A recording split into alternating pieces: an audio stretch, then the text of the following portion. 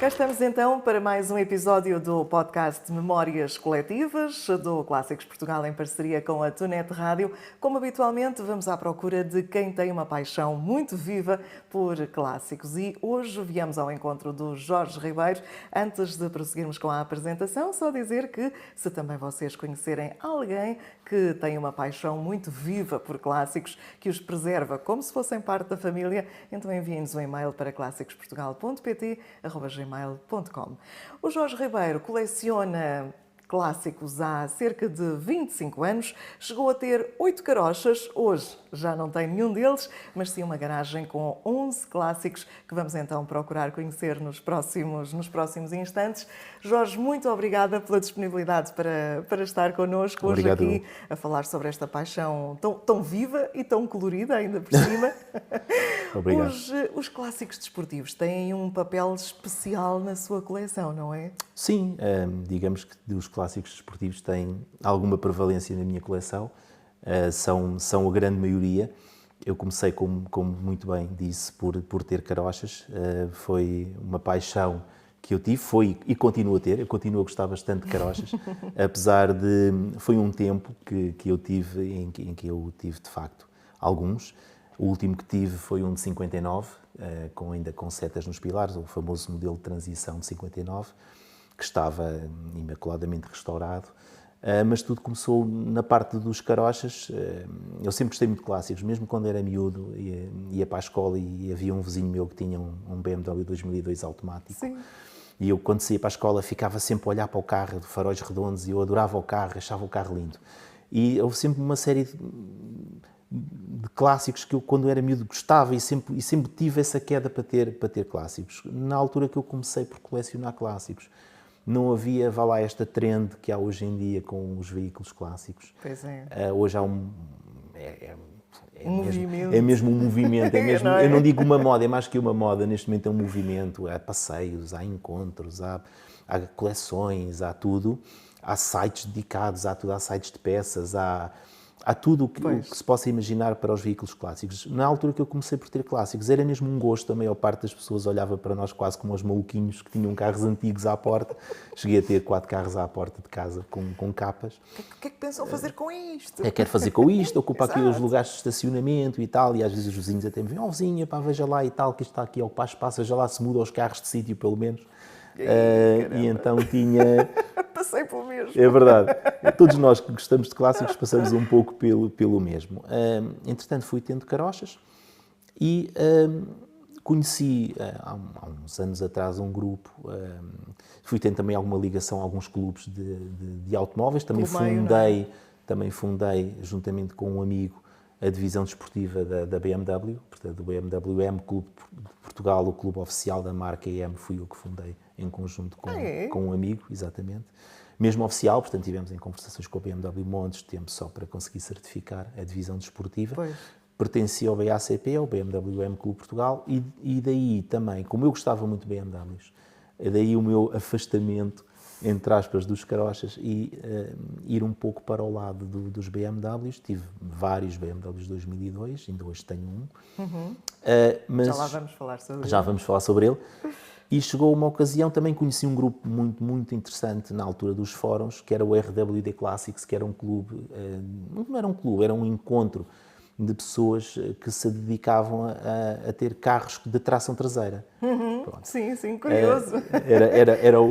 Aliás, até havia uma frase do RWD Classics que se dizia tração à frente é para meninos. E então era um bocado o lema, o mote do grupo. É como as caixas automáticas, não é? Sim, normalmente nunca são muito bem vistas na parte esportiva. Daí, e também um bocado por influência, porque gostava muito de BMWs, que acabei por adquirir, o meu primeiro desportivo a sério, digamos, a seguir aos carochas, que foi um BMW M3 E30 de 87, que ainda hoje o tenho, o carro, foi o meu primeiro carro desportivo.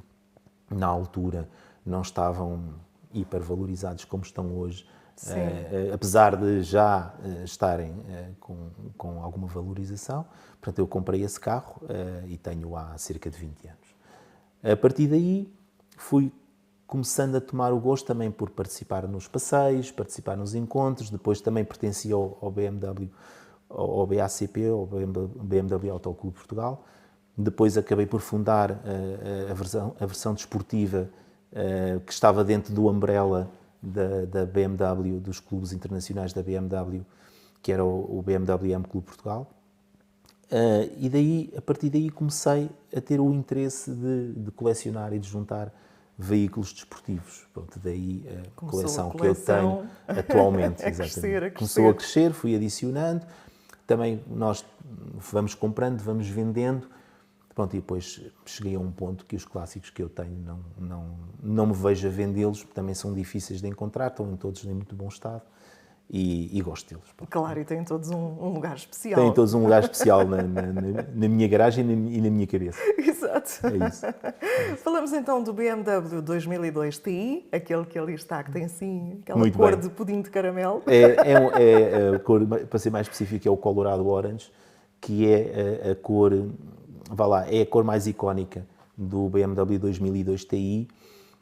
Se a memória não me falha, fizeram 16.800 unidades por aí. E sobrarão 1000, não é? Sim, eu penso que talvez no mundo todo devem sobrar, se calhar, 1000 e tal unidades do BMW 2002 Ti. É um BMW 2002 com dupla carburação. Fizeram a seguir outro modelo também com muito sucesso a partir do final de 71, que era o BMW 2002 Tii, portanto, Touring Internacional Injeção. Pois era isso que ia perguntar, o duplo I. Exatamente, Touring Internacional Injeção. E a seguir fizeram o primeiro carro turbo do mundo, que foi o BMW 2002 Turbo, que fizeram em 73, penso eu. Portanto, são se calhar o modelo, aliás, que se formos ao museu da BMW em Munique, tem 2 carros na praça central do museu, mais ou menos nesta posição, a apontar um para o outro. Um é precisamente um 2002 Ti Colorado Orange e outro mesmo é desta cor, exatamente, que é a cor mais icónica.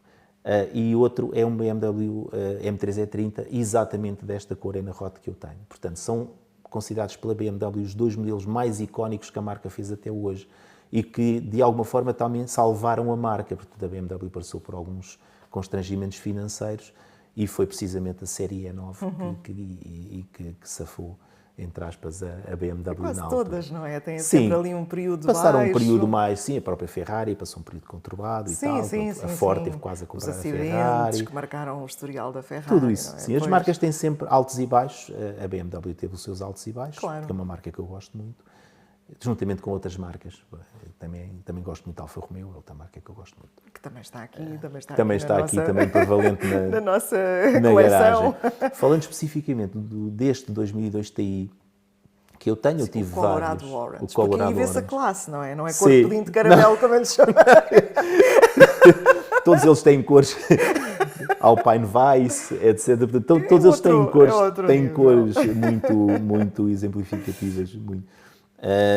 Pronto, este carro que eu tenho é de 1970, tem associado a ele uma história muito engraçada e também daí ter um lugar especial no meu coração e na minha garagem. Eu sempre tive vários BMWs 2002, tanto de faróis redondos como de faróis quadrados da segunda fase. Pois. Gosto muito destes de faróis redondos. Tive um pré-71 com o qual até fiz um passeio ibérico, etc. Com ele estava a minha mulher grávida de 7 meses na altura e fizemos um passeio enorme. E ela embarcou? A minha mulher gosta muito. É uma das coisas também que é fundamental nesta paixão que nós temos pelos clássicos, é as companheiras também gostarem dos clássicos. Se não gostarem é uma chatice, porque não ir aos passeios sem elas, depois até em casa é tudo muito mais complicado. Pois, de certeza que teria outros planos para este espaço onde estão 11 clássicos, exatamente. não é? Sim, a minha esposa gosta muito de clássicos, vai comigo a todos os passeios e eu posso dizer que se calhar ela ao princípio, se calhar como uma grande generalidade das mulheres, ela não gostava muito de carros velhos.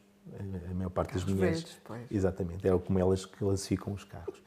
Depois, a partir do momento em que elas percebem que, associado aos carros antigos, há toda uma vivência que passa por passeios, que passa por estar com outras pessoas, com outras mulheres que também gostam de carros, que são mulheres também dos respectivos colegas que também gostam e amigos que também gostam de carros clássicos. A partir daí há outra vivência à volta dos clássicos e a minha mulher Neste momento vai comigo para todos os passeios e gosta. E gosta e aplaude. E o meu filho também gosta. Também, pois. Também gosta.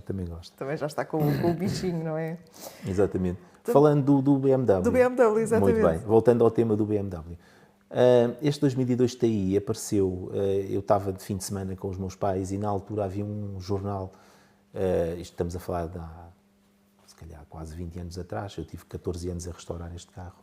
14 anos? Sim, também foram-se metendo outros projetos pelo caminho e eu, como entendi que queria fazer um restauro de concurso neste carro, fui juntando todas as peças necessárias que estivessem no melhor estado possível e fui também guardando algum dinheiro e depois fui fazendo as coisas no carro sempre por fases, de forma a fazer, neste carro não fica um único parafuso no carro. Portanto, o carro foi todo desmontado, foi ao jato de sódio, de capô, na totalidade, foi totalmente reparado, não ficou um parafuso neste carro.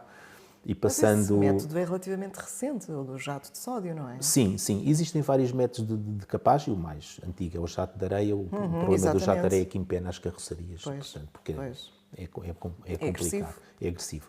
O jato de bicarbonato de sódio é ótimo porque retira tudo e, ao mesmo tempo que retira, deixa alguma proteção, que não dura para sempre, claro, mas deixa alguma proteção em cima do carro. Se ele for imediatamente a seguir trabalhado, é a melhor forma. E depois, no fim, ele levou um primário específico, foi fosfatizado, etc. Portanto, este carro teve um tratamento e quem fez o restauro, uma parte fui eu, mas depois, a partir de determinada fase, eu entreguei a uns especialistas do Norte e passando a publicidade, que é a RS Garage, que é, para mim, um dos melhores sítios em Portugal onde se fazem restauros. Portanto, vêm carros de todo o mundo restaurar na RS Garage. Portanto, foi aí que o carro foi restaurado. O carro tem uma história muito interessante. Eu o encontrei num fim de semana em que estava de férias em casa dos meus pais e vejo no jornal Ocasião Online, que já não existe, vejo um anúncio da BMW 2002 TI. TIs são muito raros. Que era o tal, que já sabia que era raro. Exatamente. E eu peguei, sem grande esperança, no telefone e liguei para o senhor e disse-lhe, olha, é mesmo um TI e tal. Não, afianço-lhe que é mesmo um TI de documentos, tudo. E eu, então, se não se importa, na altura os telemóveis já tinham câmaras muito rudimentares, mas o senhor manda-me uma fotografia e tal, lá me mandou uma fotografia, mal se via, mas... E então eu tinha o VIN number e eu, através dos canais, na altura do BACP, contactei a Mobile Tradition da BMW e perguntei-lhes se realmente aquele VIN number, se era mesmo de um 2002 TI, porque há imensas réplicas de 2002 TI, muitas réplicas. Há algumas coisas que nós, se olharmos para um TI que é réplica, conseguimos identificar quem conheça que é uma réplica, mas há réplicas de facto muito bem feitas. E então, pelo VIN number, a BMW respondeu-me com um e-mail que eu ainda tenho hoje e que foi o que me fez imediatamente comprar o carro, porque nem queria acreditar. E então, basicamente, a história do carro é: o carro é de facto um 2002 TI original. Ele, pelas fotografias, era azul, mas eles diziam que ele originalmente era um Colorado Orange, o que é uma cor muito exclusiva e muito bonita, né? É muito icónica neste carro. Até faziam com o capô preto e faziam as alpinas de corrida com estes carros, com o Colorado Orange e o capô preto fosco. E depois a parte de cima também, e o capô de trás também em preto fosco, portanto, o capô da mala. Eram carros muito icónicos com esta cor. Eu fiquei muito surpreendido com a cor, e então a história do carro é: ele foi adquirido em 1970 por um cliente que comprou o carro e que vivia na ilha de Madagascar. Portanto, um cliente de Madagascar compra um carro destes também. É uma coisa, logo aí já é exótico. Exato. Mas, ao que parece, comprou o carro e deu só o sinal e depois nunca o pagou. E o carro ficou em depósito na BMW durante alguns meses. Eles não sabiam bem o que haviam de fazer com o carro. E então, como já sabiam em 71 que o carro, que iria sair o BMW 2002 TI de injeção, e este ia, entre aspas, ficar como mono, porque era difícil de vender, porque era duplo carburador, eles enviaram o carro para acho que o concessionário era o J. Soares, assim de memória, para Angola. Mandaram para Luanda e o carro chegou a Luanda na noite de 12 para 13 de março de 71. E eu, quando vi aquilo, nem queria acreditar, porque eu nasci precisamente em Luanda na noite de 12 para 13 de março de 71. E então eu disse: este carro estava destinado... Isso estava escrito. Estava escrito que... Parece às vezes, não é que eu acredito nisto, mas é uma coincidência de facto muito interessante. Sim, e então, pois, é uma coincidência muito em detalhe. Muito detalhada. E então o carro fez a sua vida em 71, veio para Portugal sempre com o mesmo proprietário E pronto, e depois caiu, estava o proprietário, morreu, o carro caiu nas mãos erradas durante algum tempo porque andaram a fazer ralis pirata com este carro. O carro vinha em bastante mau estado por baixo, principalmente, vinha bem amassado. E caiu nas mãos deste indivíduo que o estava a vender.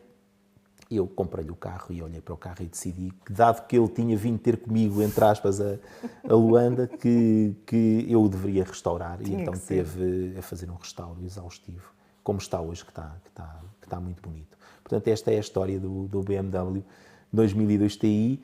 Há outras histórias, aliás, todos os meus carros têm uma história. Pois, há o 13 de março de 1971 que volta a ter outro caso aqui nesta garagem. Que volta a ter outro caso, exatamente. Eu tenho um Alfa Romeo 2000 GTV, eu adoro também Alfa Romeo, é uma marca icónica. E tenho 2 Alfa Romeos na minha coleção. O 2000 GTV, este carro, eu vi-o anunciado no OLX. Eu antes deste Alfa já tinha tido outro Alfa, que está até ali, num cartaz que está ali em baixo, que era o GP 1251, acho eu, mas depois só confirmando a matrícula, que foi um carro muito conhecido, que pertenceu a um amigo que fez vários portugues históricos com esse carro. Portanto, eu tive um 1300 GT Júnior, que estava todo feito em corrida, e eu adorava o carro. O carro tem um trabalhar muito bonito, os Alfa Romeos. O Giulia. E eu vi este 2000 GTV à venda no OLX e olhei para o carro, este carro está mesmo bonito, ao fim do dia tinha trabalho na altura, mas ao fim do dia vou ligar a este senhor. E quando liguei, já não me atendeu o telefone, e quando fui ver o anúncio do carro, o anúncio tinha desaparecido. E eu pensei, que chatice, o carro foi vendido, e ficou-me sempre, devia ter ligado antes por causa, ficou-me aquele amargo de boca, entre aspas, por o carro ter desaparecido. E eis que, mais ou menos passado um ano, volto a ver novamente o carro anunciado e olhei para as fotografias, eu conheço este carro, este foi o carro que estava anunciado, é o mesmo. E aí já não caí na asneira, liguei imediatamente. E apareceu-me o senhor e explicou-me que tinha negócios em Angola, estava cá periodicamente, 1 a 2 semanas por ano, para renovar o visto, e que regressava. E tinha uma coleção de carros, entre os quais tinha este carro. E cada vez que voltava tinha problemas com o carro, porque ou tinha os travões colados, ou tinha a embreagem colada, ou porquê? Porque o pior que se pode fazer é um clássico, ele não circular e estar parado. E então por isso tinha posto novamente o carro à venda. E eu, olha, então se não se importa eu vou ver o carro. Fui ver o carro, gostei do carro, pedi ao senhor para no final do dia à noite vir à minha casa entregar-me o carro, fazermos um negócio.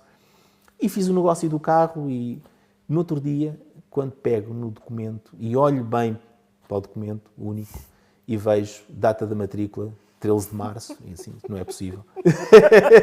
Portanto, mais um do meu dia de nascimento que vem ter comigo e que esperou que eu fosse buscar. Exatamente, que ainda por cima teve aí um interregno de um ano. Portanto, mais uma história curiosa, mais uma curiosidade, como eu tenho de muitos dos meus carros. Quase todos eles que aqui estão na garagem têm uma história associada a ele. Não podem separar-se de si. Sim, eu confesso que estes que tenho aqui, para já o meu filho não me os deixa vender porque ele gosta dos carros e com alguns tem memórias de infância por ter andado, por exemplo, o BMW, o M3E30, lembra-se de andar, ele sempre andou nele de cadeirinha, portanto, desde pequeno, ele tem 19 anos, portanto, tem memórias com o carro e que não pede-me, quando eu vendi o Alfa Romeo, o GT Júnior, o 1300, ficou infelicíssimo. Disse, não, pai, vendeste o carro, eu adorava o carro, não devias ter vendido o carro. E pronto, e agora o Alfa Romeo também não me deixa vender. Pronto, eu de facto não tenho ideia de vender os meus carros, porque gosto deles e tenho alguma ligação afetiva.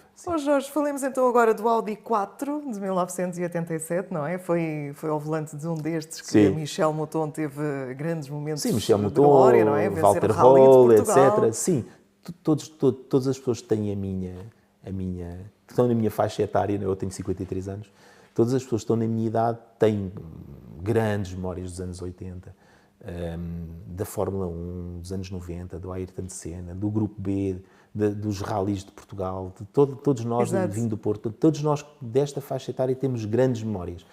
É considerado o melhor carro de ralis da história automobilística, não é? Sim, talvez sim, e também o Lancia Delta Integral, pois, exato, ganhou 6 vezes o Mundial. Pronto, há vários carros icónicos nessa altura. O Audi 4. É para lá de impecável. Sim, está novo. Este saiu do stand e Sim, veio está até como aqui, saiu, praticamente. sim. Mas este veio ter comigo por casualidade. Foi uma pessoa amiga que comprou o carro. Lá está, a importância das esposas gostarem dos clássicos ou não gostarem. Há uma esposa aí nessa história. Há uma esposa nesta história, a esposa abomina clássicos, não gosta e nunca se... E então esse meu amigo comprou o Audi 4 e teve o Audi 4 escondido numa garagem durante bastante tempo, não conseguia. E depois, sem a esposa saber? Sem a esposa saber.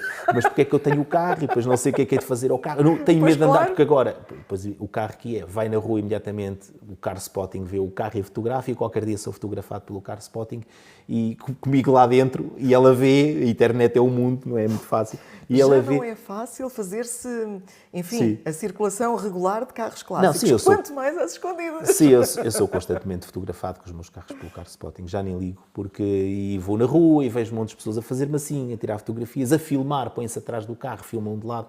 Já é o prato, já é o pão nosso cada dia, já é o prato do dia, eu não ligo. E as pessoas, de facto, nota-se que é uma grande interação das pessoas hoje com os clássicos, que antigamente não havia. As pessoas olhavam para o clássico como um carro velho. Pronto. Era o carro velho? Era um carro antigo. Mas hoje, com esta trend nova que há com os clássicos, as pessoas têm uma grande ligação, até afetiva, porque o pai teve um e o vizinho teve outro. Há sempre essas histórias. Alguém, claro que sim. Claro que Pronto, sim. este 4 Turbo é um 4 Turbo de 87, que foi o primeiro ano e único que fizeram com o mostrador e o painel digital, que é muito, muito engraçado. É um carro 87, icónico. Pois. Sim, foi o primeiro carro do mundo que teve tração, o primeiro carro sem ser um veículo de andar de no todo mato. terreno, exatamente. O primeiro com a tração às 4. Primeiro com tração às 4 foi o Audi 4 e que ganhou logo por causa disso montes de rallies, etc., porque era uma vantagem tecnológica face aos carros de tração traseira. E é um carro icónico, portanto, o 4 Turbo de 2 portas, o Coupé, é um carro icónico, pronto, e assim que ele me disse que queria vender o carro, eu não hesitei e comprei o carro. Pronto, o carro tem uma história associada a ele, supostamente. Foi um carro que foi encomendado pelo Sidónio Cabanelas, que era um piloto muito conhecido, acho, de Vila Real. Ele nunca chegou a usar o carro, encomendou o carro, entretanto, infelizmente teve o atentado à bomba. Estes carros, e foi assassinado.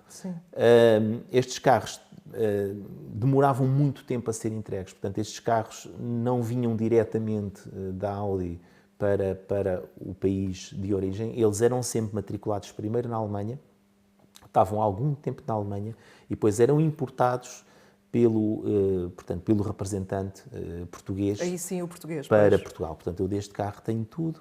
Tenho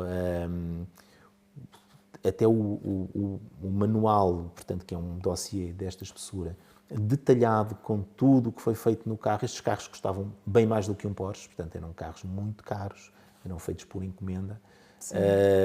E eu tenho, portanto, um manual com tudo, tenho o certificado da Audi, o certificado da originalidade do carro, portanto, tenho tudo o que diga respeito a este carro. É um carro que está absolutamente imaculado e tem 60 mil quilómetros, portanto, e está novo. Pois, claro. E é um carro que eu tenho na minha coleção, gosto muito dele. Lá está, dentro da vertente dos desportivos, eu tenho uma grande ligação emocional com os desportivos dos anos 70, 80 e 90, que foram os que marcaram a minha juventude. Não é? E foi os que começaram a fazer história? Sim, e que na realidade são tudo carros históricos, não é? E hoje em dia há assim algum piloto ou de rallies ou da Fórmula 1 também? Está ali um Ayrton Senna? Sim. Algum por quem tenha assim uma admiração especial? Que o último piloto... as vitórias? Sim, o último piloto de rallies que eu tive bastante admiração foi o Sebastian Loeb, porque ganhou 9 vezes consecutivas. 9 ou 10, já não estou bem certo, o Mundial de Rallies. E sim, esse foi de facto um piloto. Pois. Sim, o último, para mim, dos grandes pilotos. Mas eu, neste momento, por exemplo, eu não tenho interesse nenhum na Fórmula 1. Nenhum. Porque eu acho que a Fórmula 1, neste momento, tem regras, os carros são tão iguais. Perdeu-se toda aquela mística que havia nos anos 70, nos anos 80, em que tínhamos carros com 6 rodas, como os Tyrrell. Tínhamos sei lá, os Hondas MP4 do Ayrton Senna. Nós tínhamos carros.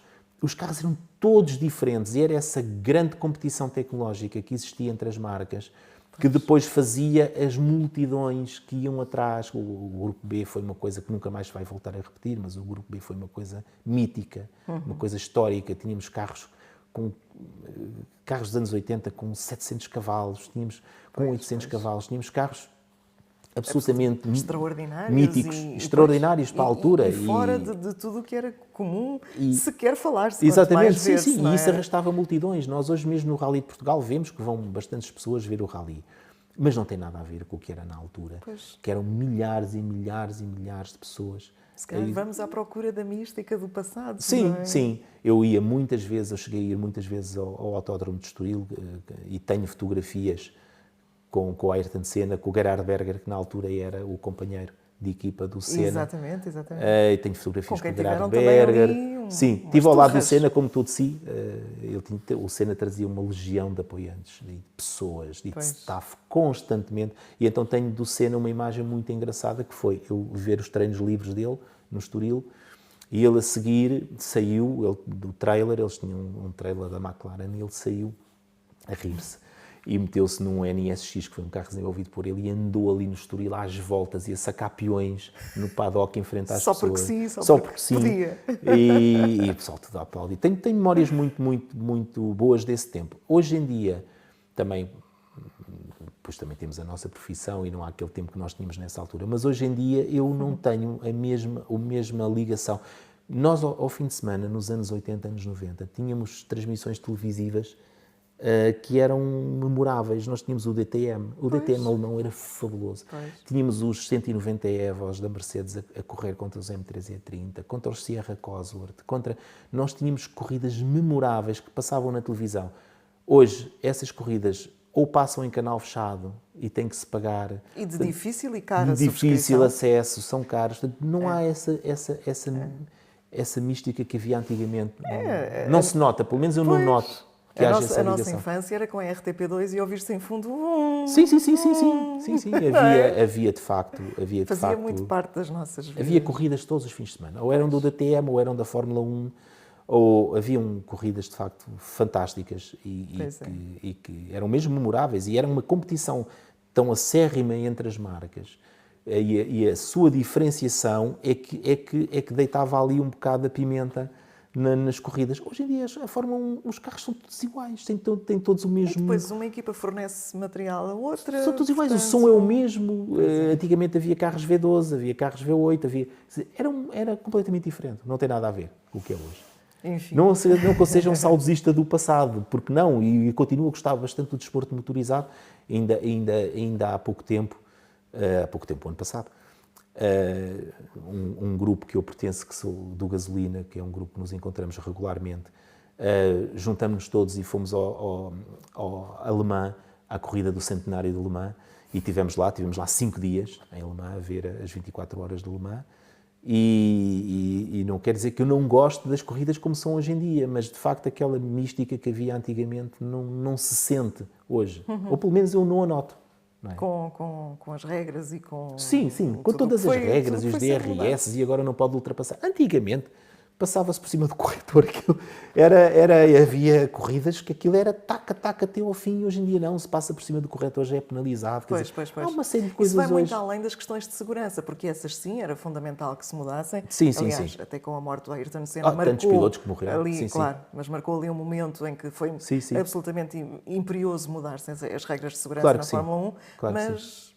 Tudo o resto, depois começou, claro, cortou um bocado a competitividade e o espetáculo. Sim. A picuinhice. É isso, cortou ali um bocado o espetáculo, sim. É o que eu penso. Oh, Jorge, ainda temos aqui mais exemplares de que falar, não é? Sim. Mas em particular o tal Sierra Cosworth, que envolve o Andy Ross, não é? Sim. Na história dele. Sim, eu tenho um Sierra Cosworth, um 4x4 turbo de 91, que é o último ano. E é um Andy Ross, é o número 91. O Andy Ross foi um piloto inglês que ganhou o British Touring Championship 5 anos consecutivos. O BTCC. O BTCC. E a Ford, como recompensa e também como apreço, e ele também tinha montado uma divisão desportiva que era a House Sport, eles deixaram que o Andy Ross preparasse ou deram-lhe autorização para preparar 100 Ford Sierra Cosworth de acordo com as suas especificações técnicas. E então ele fez... Anda aqui uma mosca mesmo chata. Tivemos tanto cuidado com eles, mas esta escapou-se. E então ele preparou, ou deram-lhe autorização para preparar 100 carros. Desses 100 carros, por aquilo que eu tenha conhecimento, mas aqui as coisas são um bocado... Nos sítios eu vejo que ele preparou 67 carros, noutros lados eu leio que ele preparou 72, portanto eu não tenho a certeza ao certo quantos carros é que ele preparou, mas ele não chegou a fazer... Chegou à centena, não chegou à centena. Okay. Eu tenho o número 91 porque, ao que parece, os clientes tinham direito a escolher o número que quisessem. Portanto, se gostassem do 91, escolhiam o 91. Ah, que giro! E era assim. Independentemente de ter sido feito nessa ordem. Exatamente, okay. Independentemente da ordem. Não foi o 91º. Não foi o 91º, claro. A maior parte deles são 4x4 turbo, embora existam 6 2WD, portanto, tração traseira desses Cosworth, que também foram preparados pelo Andy Rouse. Basicamente, o cliente comprava o carro à Ford, o carro saía diretamente da Ford e ia diretamente para a House Sport ser preparado, e era um adicional de mais praticamente 10 mil libras em cima do preço do carro, o que o transformava num carro, na altura, bem mais caro do que um Porsche. E o que é que ele acrescentava? Acrescentava várias coisas no carro. O carro passava de ter 220 cavalos para ter 265 cavalos. Tinha um pouco mais, mas tinha algumas modificações, nomeadamente um turbo mais pequeno, uma cabeça trabalhada, o carro era mais baixo, tinha um spoiler frontal, parecido com o do RS 500, tinha um spoiler traseiro na mala, um aileron traseiro, neste caso, de maior dimensão, portanto o carro, e tinha bancos diferentes, siglas, etc. Há uma série de diferenças. A estética também tinha diferenças. O meu, que é o número 91, tem a particularidade de ser o único desses carros que foram feitos, que foi feito com... A 13 de março de 1900. Não foi. Este não é 13 de março. Este é de agosto de 91. Tem a particularidade de ser o único carro de volante à esquerda que o Andy Rouse preparou. Todos os outros são o único. Todos os outros são de volante à direita. Portanto, o carro é conhecido, é conhecido da Passion 4, que é um site importante de Inglaterra que só se dedica à cultura do Ford. Portanto, o carro é conhecido, toda a gente sabe que o carro aqui está. O carro foi comprado por um médico, ao que parece dentista, se a memória não me falha, que trabalhava no Algarve, e ele então pediu o carro left-hand drive, portanto, de volante à esquerda. Pediu o carro, foi preparado, o carro veio para Portugal e, entretanto, depois acabou por ser vendido e adquirido. Eu tenho o histórico todo do carro. O carro fez sempre as manutenções na Fialgar, na Ford, portanto, tem todo o histórico do carro, incluindo uma coisa que é fundamental nesses carros, além da placa de homologação no pilar B, com o número e com o chassi. Há uma carta que vem com esse carro, da Rouse Sport, assinada pelo próprio Andy Rouse, que diz, nesta data fabricamos este carro, e ele pessoalmente guiava os carros durante 300 km para se certificar que o carro, antes de o entregar ao cliente, e ele escrevia mesmo na carta, é natural que o seu carro tenha mais quilómetros do que zero, porque eu próprio conduzi o carro durante estes quilómetros. Portanto, eu tenho essa carta, é arrepiante. Eu tenho essa carta do Andy Rouse. Portanto, tem tudo o que diz respeito ao carro, incluindo os documentos de importação, etc. Tem tudo do carro. O carro tem neste momento 167 mil quilómetros por volta disso. Está impecável. Fez a distribuição agora há pouco tempo, a troca. Pronto, e é mais um carro que eu tenho, que é uma coisa muito exclusiva, não é? É um Sierra Cosworth, por si já é uma coisa exclusiva. Mas um Andy Rouse também algo bastante. Ainda confere ali mais uma. Confere mais alguma exclusividade. Especial. Sim, exatamente. São tantas histórias, tantas. Sim, todos os meus carros de alguma forma têm uma história, sim. Ainda falta falar de alguns, resumimos aqueles que não destacámos aqui. Sim, temos alguns. Tenho um 911, um Carrera 3.2. O que é que eu tenho? Tenho um Datsun 240Z, também de 71. Tenho um Honda S2000. Tenho um 180B, um Datsun 180B Coupe 3S, que também, de volante à esquerda, que é uma coisa muito, muito rara, também exclusiva de se ter. Tenho um neoclássico, que adquiri também recentemente, há alguns meses. Tenho um Alfa Romeo 4C, que toda a gente sabe que já é um neoclássico, mal apareceu, portanto o 8C, depois o 4C. Exato, Portanto, essa expressão o neoclássico, o que Sim. é que encerra? Neoclássico é um carro que quando aparece já toda a gente sabe que é um carro novo, mas que já toda a gente sabe que vai ser um clássico. Vai ser Aliás, neste especial. momento o 4C já custa praticamente para ser adquirido o dobro do que ele custava quando foi lançado. E estamos a falar de um carro que os primeiros são de 2014, se a memória não me falha. Portanto, o carro desde 2014 até esta data, portanto, estamos a falar de um carro com 10 anos. Os cupês, o que eu tenho é um Spider, portanto, que é o que tem o tejadilho de pôr e tirar, que apareceram em 2017, espero não estar enganado, senão a malta das Alfa Romeos mata-me. Mas, portanto, o meu é um Spider. No caso, o meu é um Giallo protótipo, que é a cor do carro, que é a cor mais exclusiva, porque era a cor de lançamento de catálogo do Alfa Romeo Spider. Não é cor de laranja, Não é cor, Giallo. é Giallo protótipo, é amarelo. Pronto, e há menos Giallo protótipos do que as outras cores, os mais comuns são os brancos e os vermelhos. Portanto, e se for ver até nas cotações internacionais, são os que mais valem, são os Giallo protótipos, por serem uma cor exclusiva e ter sido a cor de lançamento do carro. Portanto, mas são carros que todos sabemos, à partida, quando aparecem, que vão ser futuros clássicos, e são os tais neoclássicos. Os neoclássicos. Há alguns neoclássicos que estão a ser, que apareceram nos últimos anos e que as pessoas sabem que logo à partida que são carros que serão clássicos no futuro. Muito bem. Ô Jorge, como é que faz para gerir aqui tudo isto? Pronto. Ainda por cima, pelo que percebo, eles não têm sempre o mesmo lugar. Sim, a garagem Vai sim, variando. tem que os ir trocando.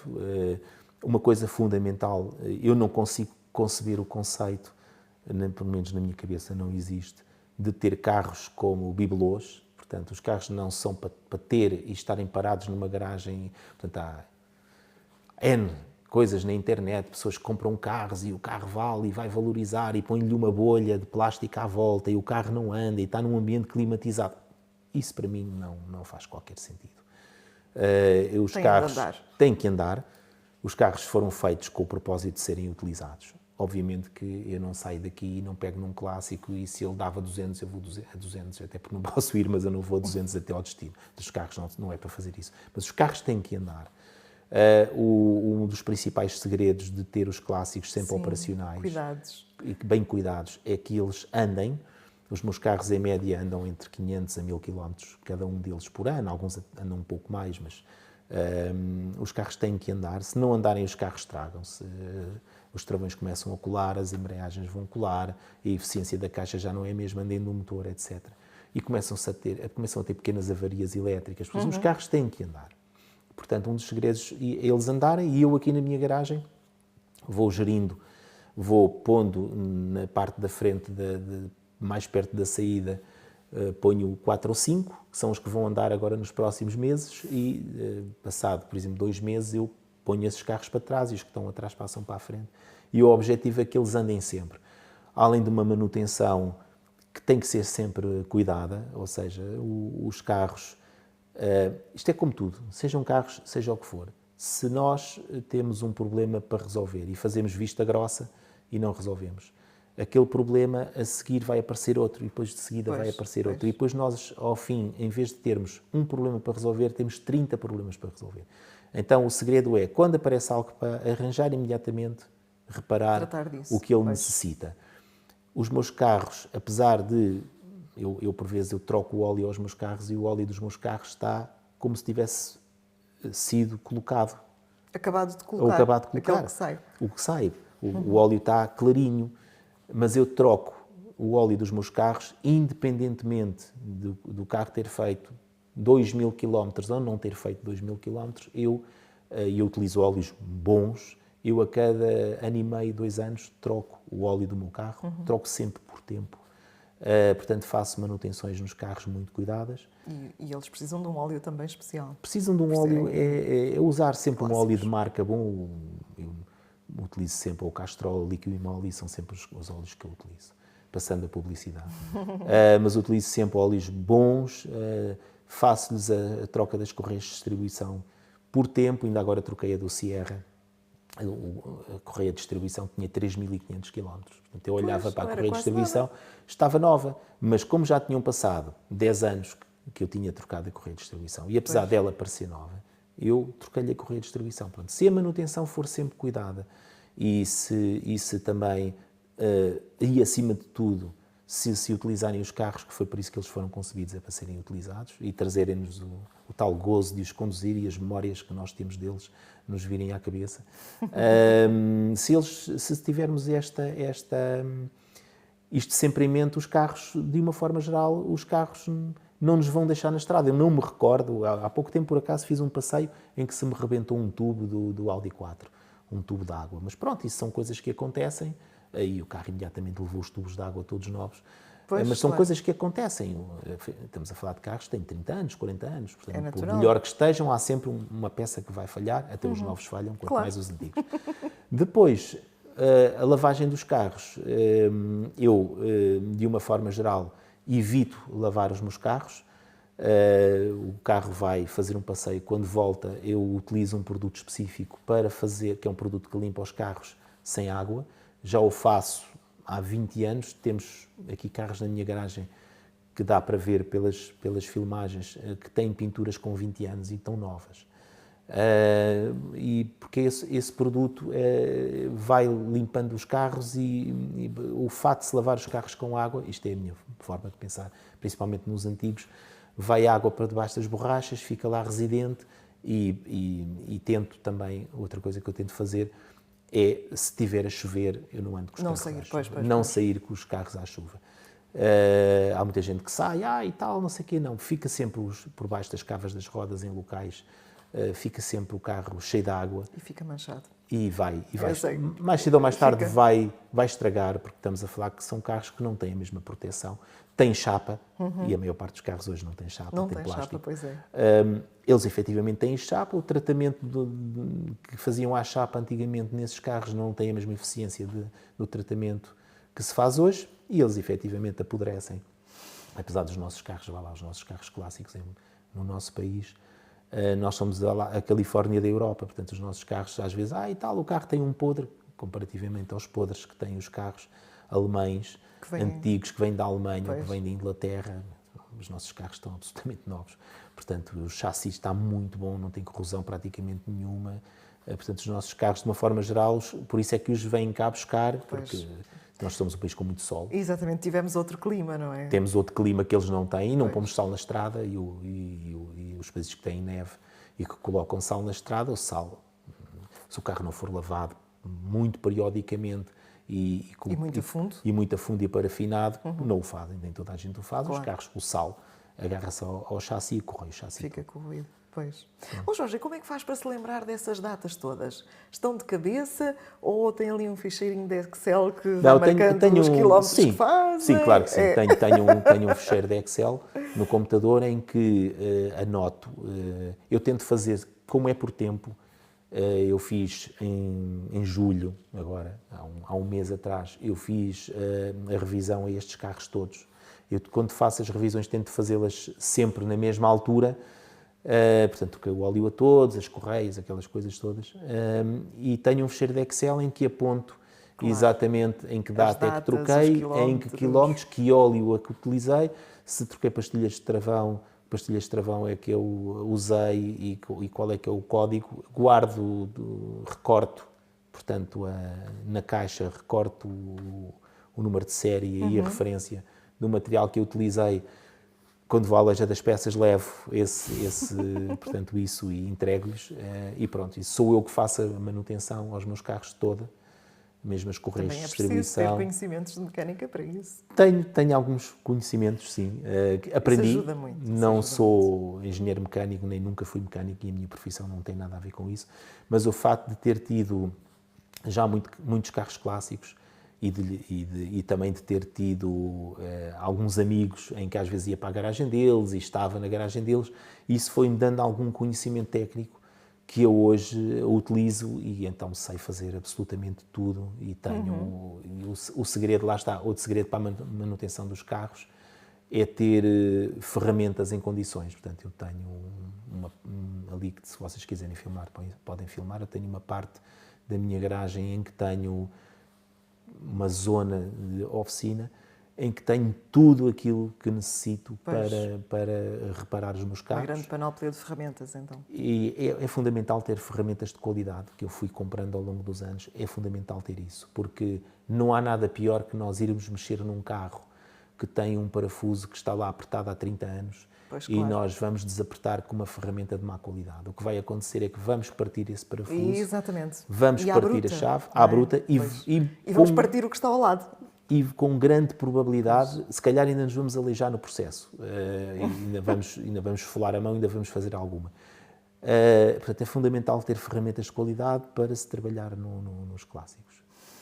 Bom, Jorge, finalmente a conversa é como as cerejas, não é? Vamos tirando uma outra e vai saindo mais novidades. Falamos aqui da Vespa 125 de 1981, que tem estado aqui atrás de nós durante toda a nossa conversa. É verdade, sim.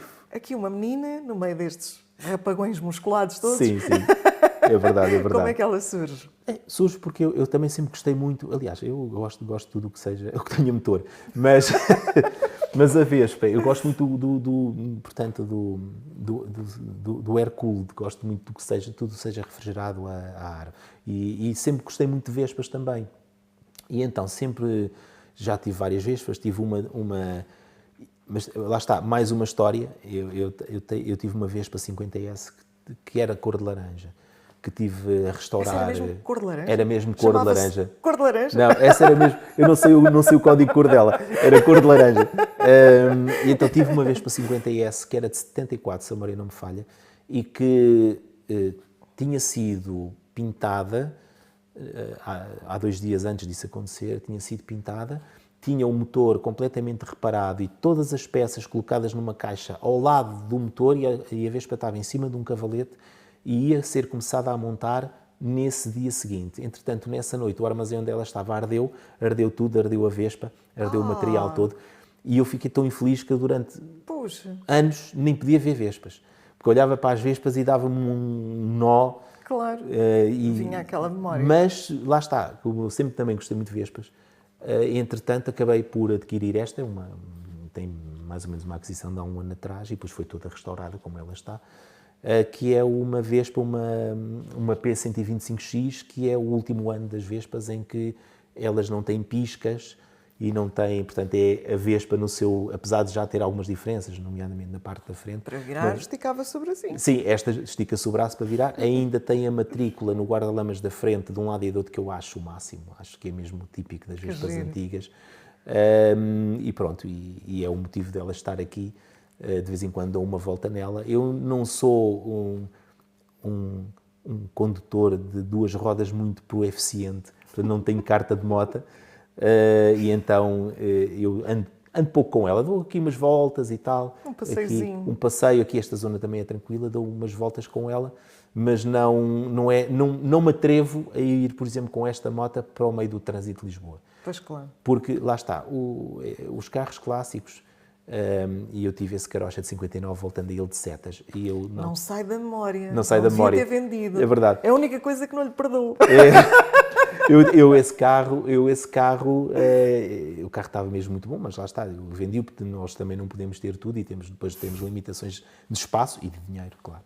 Esse carro fiz-lhe até na altura uma adaptação, que é como tem os carros americanos, com o relay, que era para portanto, o farol de stop atrás piscar como se fosse um pisca, quando se carregava, quando se metia pisca. Sim. Porque ninguém sabe, hoje em dia, o que é uma seta. As pessoas veem lá a seta sair, sabem lá se eu vou virar, se não vou virar. Ninguém repara, não é? Pronto, e os veículos clássicos, hoje em dia, há muitos carros em circulação, adicionando aos carros, temos trotinetes elétricas, temos bicicletas por tudo quanto é sítio. E hoje em dia, nós circularmos com um carro antigo requer o triplo da atenção que as pessoas que o utilizavam na sua altura teriam que ter, porque havia muito menos carros em circulação. Claro. E então eu com a Vespa não me atrevo, por exemplo, a ir para o meio do trânsito. Ficou mais complicado. É muito complicado, sim. Jorge, muito obrigada. Eu é que agradeço, muito foi um gosto. Muito obrigada por esta conversa, Obrigado. por esta partilha e pela diversão também que conseguimos gerar aqui. Muito obrigada. Obrigado, foi um gosto tê-los aqui na minha garagem. Obrigada. O Jorge Ribeiro, o nosso convidado do podcast de hoje, do nosso Memórias Coletivas, mais Um conjunto de histórias, muitas histórias associadas a estes clássicos, todos eles impecavelmente restaurados, a fazerem jus àquilo que se pretende, que é preservar as memórias que, a partir de dada altura, passam a ser coletivas com esta preservação tão apurada dos clássicos. Até uma próxima.